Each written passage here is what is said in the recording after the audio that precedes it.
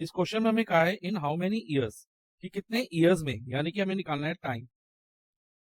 हम टाइम को क्या अज्यूम कर लेते हैं, टी। टी हमने अज्यूम किया है, तो इधर मैंने लिख दिया say time is equal to T. Will the simple interest, जिस पर सिंपल इंटरेस्ट जो है ऑन सर्टेन सम मींस किसी अमाउंट ऑफ मनी में, सर्टेन सम को हम प्रिंसिपल भी कहते हैं, जो कि हमें गिवन नहीं है, will be 4.05 times the principal. जो प्रिंसिपल का 4.05 टाइम्स होगा, क्या होगा, सिंपल इंटरेस्ट। ये कहना, देखो बच्चा ध्यान से पढ़ो, simple interest on certain sum, simple interest on certain sum यानी किसी प्रिंसिपल पे, will be 4.05 times the principal, principal का 4.05 टाइम्स होगा, और एट 13.5% पर एनम। और रेट ऑफ इंटरेस्ट हमें दिया है, इधर हम लिख देते हैं रेट ऑफ इंटरेस्ट कितना दिया है, 13.5% पर एनम, तो शॉर्ट में पीए लिख रहा हूं, पर एनम। ओके, तो 13.5% पर एनम। अब हम क्या करेंगे कि हमें प्रिंसिपल जैसे नहीं दिया, तो हम क्या कर लेंगे, let principal be x, principal को क्या अज्यूम कर लेंगे, एक्स अज्यूम कर लेंगे, rupees x, principal rupees x हो गया। अब जो सिंपल इंटरेस्ट है according to question, simple interest short में मैं ऐसा ही लिख रहा हूं, सिंपल इंटरेस्ट क्या है बच्चा, देखो simple interest on certain some is 4.05 times. Times का मतलब याद रखना मल्टीप्लाई होता है, जब भी टाइम्स से बढ़ा जाए तो मल्टीप्लाई का साइन अपने माइंड में ले आना। किसका 4.05 टाइम्स है, प्रिंसिपल का, और प्रिंसिपल क्या अज्यूम किया हमने, एक्स। तो हमारा जो एसआई हो जाएगा यानी कि सिंपल इंटरेस्ट हो जाएगा 4.05 एक्स, ये सिंपल इंटरेस्ट हो गया।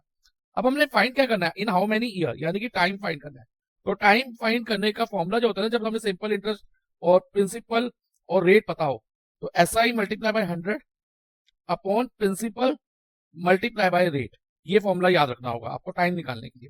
ओके, अब देखो एसआई क्या आया हमारा, 4.05 एक्स मल्टीप्लाई बाय 100, और प्रिंसिपल कितना है बच्चा, प्रिंसिपल हमारा एक्स है, और रेट क्वेश्चन में हमें दिया हुआ है 13.5%, हम यहाँ लिख देते हैं 13.5।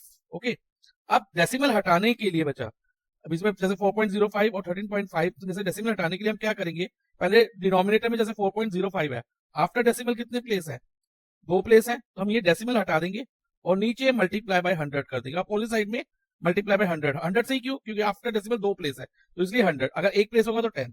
ऐसे अब देखो बच्चा, डिनोमिनेटर में 13.5 है, इसका डेसिमल हटा दो, और उल्टी साइड में यानी कि डिनोमिनेटर में है तो न्यूमिनेटर में यहाँ लिख दो 10।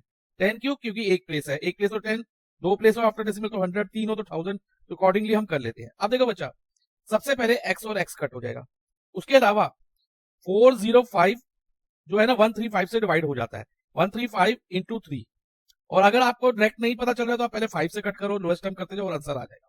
ओके, तो ये 3 हो गया, इसके अलावा ये 100 और ये 100 भी कट हो जाएगा। अब हमारे पास क्या बचा, न्यूमिनेटर में 3 और 10 बचा है, और डिनोमिनेटर में 1 आया है, तो 3 मल्टीप्लाई बाय 10 कितना हो जाएगा, 30, और डिनोमिनेटर में 1 मल्टीप्लाई 1 मल्टीप्लाई 1 1 होगा। अब 30 डिवाइडेड बाय 1, 30 अपॉन 1 को हम 30 लिखेंगे, because any number divided by 1 is same number, तो यहाँ पर हमारा 30 ईयर्स आ जाएगा, तो टाइम हो गया 30 ईयर्स।